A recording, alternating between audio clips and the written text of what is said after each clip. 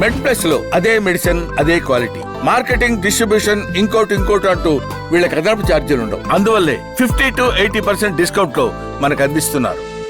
అంటే డాక్టర్ గారు, అంటే మనకు సాధారణంగా ఇక్కడ ఎందుకు సమస్య, దీని గురించి ఎందుకు సందేహం మనం పడుతున్నాం అంటే, మార్కెట్లో ఈ రాంగ్ ప్రాక్టీసెస్ లేదా సోషల్ మీడియాలో అనవసర ప్యాడ్లు మనం చూస్తూ ఉంటాము. ముఖ్యంగా పార్న్ సైట్స్లో ఈ ట్యాబ్లెట్ వేసుకుంటే ఎంత పెరుగుతుంది అంత పెరుగుతుంది అని చెప్పేసి చూడడము జరుగుతుంది. దీంతో కొంతమంది నిజమే కావచ్చు అని వాడడం కూడా జరుగుతుంది. సో రోడ్డు పక్కన గుడారాలు వేసుకొని సామర్థ్యాన్ని పెంచుతామని ఆయిల్ ఇవ్వడము, ఈ ఆకుపసరలు ఇవ్వడం జరుగుతుంది. సో అంటే ఇట్లా వాడిన వారు మీ దగ్గరికి వస్తారా? సో ఇటువంటి కల్చరు బయట ఇంకా నడుస్తుందా? సో వీరికి మీరేం చెప్తారు? చాలా ఉందండి ఈ రోజుకి కూడా.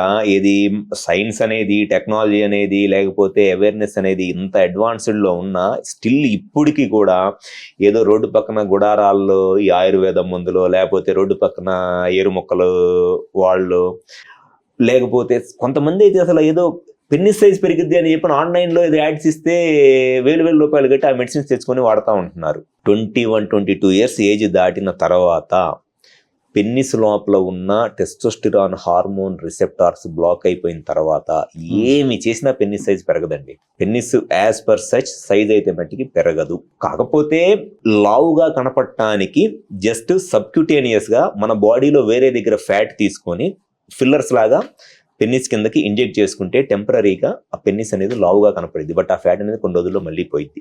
లేదు అని అంటే ఇక్కడ పెన్నిస్ దగ్గర సస్పెన్సరీ లిగమెంట్ అనేది ఉంటుంది. ఆ లిగమెంట్ అనే దాన్ని కట్ చేసేస్తే పెన్నిస్ సైజ్ పెరగదు, జస్ట్ పెన్నిస్ కిందకి జారిద్ది. జస్ట్ గోడ జారినట్టు. ఈ బాల్ కనుక డిస్లోకేట్ అయితే గోడ జారిద్ది, అట్లా చేయి పెరగదు కదా. జస్ట్ బాల్ డిస్లోకేట్ అయితే గోడ జారినట్లు ఈ సస్పెన్సరీ లిగమెంట్ అనేది కట్ చేస్తే పెన్నిస్ కొంచెము సైజ్ పెరిగిద్ది. కొంతమంది పేషెంట్స్ నేను ఇందాక చెప్పు కదా, ఈ సబ్క్యూటేనియస్ ఫ్యాట్లో, సూప్రాప్యూబిక్ ఫ్యాట్లో పెన్నిస్ ఉంటుంది అనేది, వాళ్ళు లైపోసక్షన్ చేసి ఫ్యాట్ తీపిచ్చేసుకున్నారు అనుకోండి, పెన్నిస్ సైజ్ పెరగదు. బట్ ఆ ఫ్యాట్ ఉండదు కాబట్టి పెన్నిస్ మొత్తం బయటికి కనపడిద్ది. ముందు ఉన్న ఫ్యాట్ను మొత్తము తీసేస్తే లైపోసక్షన్ చేసి, ఈ ఫ్యాట్ ఉండదు కాబట్టి ఇది మొత్తం ఎక్స్పోజ్ అయ్యింది, సైజ్ పెరగదు. ఇక్కడ కూడా సైజ్ పెరగదండి, జస్ట్ ఆ ఉన్నది పెద్దగా అయినట్లు కనపడటానికి.